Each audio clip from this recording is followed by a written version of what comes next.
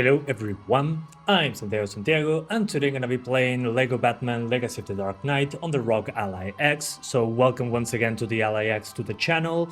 This game is verified on Steam Deck, so we should have a decent enough experience on the Ally X. The thing is, it's a UE5 game, so UE5 games are not famous for their good performance.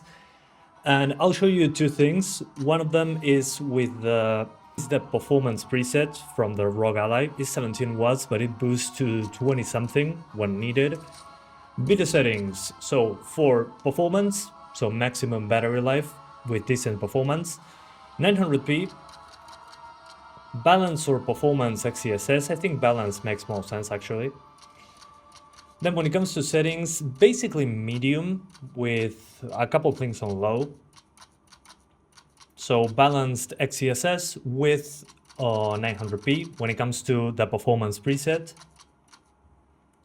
You could crank up the textures to high, but sometimes I saw the memory was a little bit too high, so it affects performance. I want to thank Instant Gaming for sponsoring this video. Instant Gaming is a website to get cheaper games for PC, PlayStation, Xbox, and also Nintendo Switch, surprisingly enough. You can pre-order games at a cheaper price. The game we're playing today, LEGO Batman Legacy of the Dark Knight for PC on Steam, is $49.39 for the standard edition. And the deluxe one is a little bit more expensive, but you get the deal. Then you can also find Indiana Jones and the Great Circle for $35.28. On the Ally X, I have still to test it, but it's Steam Deck verified and it's also on Switch too, so it should be a lot better. And you can also find Forza Horizon 6 for $55.31 US for the standard edition, a great deal if you want to have the game without Game Pass. And we're also giving away one game to one of you guys each month from Instant Gaming. Hit participate. You can see the previous winners over here. So thanks again to Instant Gaming for sponsoring this video. Let's continue. Also, what about CPU boost? CPU boost is on. You might not be able to see it there, but it's on because this game is very CPU intensive when it comes to traversal. So here we are. Welcome to the game. We're at 17 watts right now, that's why 900p. So we give the CPU and GPU some room to spare, but the frame times, as you can see, are horrible. So yeah, this is basically the traversal being Unreal Engine 5. Don't look at the GPU memory usage, that's wrong. It says 10 gigabytes, that's not true, it's wrong, so keep that in mind. So I would consider this basically a 30 FPS game on the Ally X. It's way more stable than on Steam Deck, by far. On Steam Deck it drops below 30 when doing any traversal.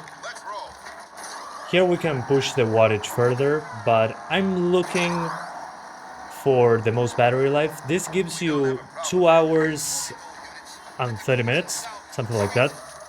2.5 hours. At 17 watts, so you gotta sacrifice that 1080p for balanced XeSS at 900p. I think it looks decent enough, and when traversing, the frame times are not good, but it's about 30. I would recommend locking it to 30 FPS, but I would call it very playable, all things considered. It's just that the frame times are not great. It's a shame, honestly, because the Ally X is more than capable with its hardware to deal with this game. Which is, again, considering it's a UE5 game, I'm pretty impressed when it comes to how the Ally X handles. It's still a Z1 Extreme. We have a lot more memory available to us, obviously. But having a new game, a new UE5 game being played on the go, considering it's demanding, again, a LEGO game like this shouldn't be this demanding, at least in my opinion. So what would I do in this case? Well, I would probably lock it to 30 frames. I don't like using AMD's FPS lock, but in this case it should be decent enough. Again, not perfect. Frame times are way better like this. And you get a consistent 30 FPS. We have low frame rate compensation from the Ally X with the VRR. So I think it feels pretty good, all things considered. But okay, this is for 2.5 hours of battery. I think it's a pretty decent runtime, and it looks pretty damn good on the smaller screen, so that's a plus. But what would I recommend if you don't care that much about battery? Well, I'll put it on manual, and in this manual mode, I'll put it as at a basically 22 watt SPL. And I wouldn't really let it boost that high. I'll keep it like at 22 on all sliders. It's usually a good in between. Then after that, I'll go into the options menu, crank this up to 1080p. So now you have handheld 1080p with balanced XeSS. So it's a pretty decent resolution bump with the same settings as before. And with the frame rate unlocked, you get 30 something FPS like that. I actually think this is way better. Instead of 2.5 hours, you get more like 2 hours, which it ain't bad, in my opinion, considering you get a performance boost and a resolution boost. But I'll still recommend you lock this to 30 FPS. What about 60 frames? Not doable. You can lower the settings further and get a boost in performance with an unlocked frame rates. Again, frame times are not the best, but that extra oomph of wattage really gives you an edge when it comes to the frame times. Driving, as you can see, is pretty demanding as well, especially on the CPU. But again, frame times with the extra wattage are significantly better. So here we go. Get back here, you criminal scum! So when it comes to portable, again, 2 hours of battery at 22 watts consistently, I think it's fantastic, a fantastic idea. So now I think it's time to show you the battery destroyer mode. So we're going to put shadows and lighting on medium. Then the rest actually stays the same, doesn't touch the CPU that much. Materials, I can lower that as well. Effects especially. With that tweak, it does help. There's a lower resolution, there's also less details. And at 22 watts, you are into the upper 30s instead, but let's push it to 25, to the highest it can go. And let's let it boost to 30 watts. I mean, this is basically turbo mode without the 35 watt boost. And let's see. And now with that, we're into the 40s.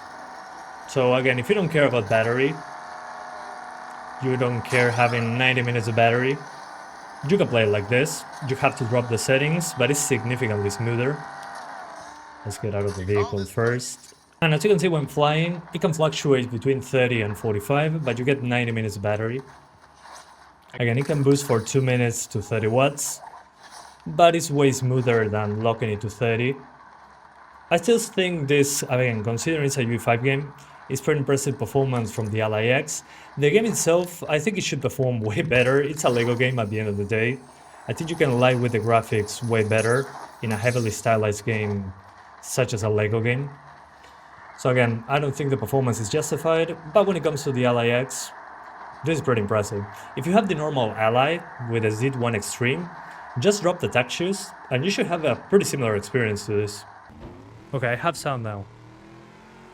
Will this run on a 1050 Ti? Probably not. Well, maybe. I don't know. Ooh. Yeah, this is way better, obviously. We're at a way higher power.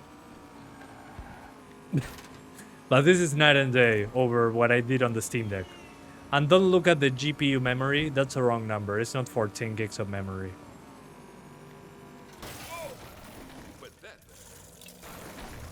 This is the first Batman game with ray tracing? I think so, yeah. It's funny. Yeah, I mean, medium preset balanced XeSS at 30 watts, it's fine. 1080p maybe it's a little bit too much, with even if it's balanced upscaling.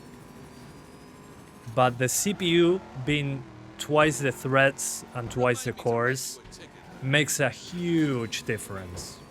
It's closer to what the Steam Deck resolution was. So 900p performance upscaling, so 360, 900, my math's around 450p internally on a mix of medium and low. The Steam Deck does have a docked experience, but it's the same wattage as handheld. At least here, if you dock it, you can actually put it at 30 watts consistently. But the Steam Deck cannot be pushed past 15 watts without like a mod or something. It's not user friendly to do that. This is less user-friendly in general, but still. So if you don't mind 50 to 60 when driving, and then mostly 60s outside, you should be good. But you need to drop it. But would I recommend this game on the LIX? Yes, actually, I think it's completely playable. I'll lock it to 30 personally, or play it unlocked like I showed you before. But again, considering it's a UE5 game, I was expecting way worse performance of the LIX. Again, the game itself, I think it should run way better. I don't think performance is justified for a LEGO game. But again, that's another topic. For the LIX, I think it's playable. I think it's pretty good. I would call it verified if it had a system like on Steam Deck. Because on Steam Deck it's verified, but it drops below 30 when driving. Pretty damn hard. So I highly recommend you... on this one, I'll play it no problem. I'm planning on finishing this game on the LIX, honestly. It just feels very damn good, and it looks great. Considering, again, what you can do with a UE5 game on the go. It doesn't look pixelated, it has decent shadows when you play on medium. You can even push it to high if you don't mind dropping to 900p, so the sky's the limit with tweakability. But I would still just play it like this. There's also split screen that is more demanding. Split screen I would only recommend it if you're playing docked. So with that 30 watt consistent targets when playing docked, at that point I will play split screen because it's very demanding. But otherwise, if you're playing handheld at 22 watts, I wouldn't do split screen. It's way too intensive for the GPU and CPU. Especially the CPU. So split screen is doable, but I would say only docked. Otherwise, it becomes very unstable. But if you don't care about that, yeah, plug in another controller and you have real split screen. So thank you guys so much for watching this video. I hope you enjoyed it as much as I did doing my first real look at a game on the LIX. So yeah, thank you so much for watching, and I'll see you next time. Bye guys.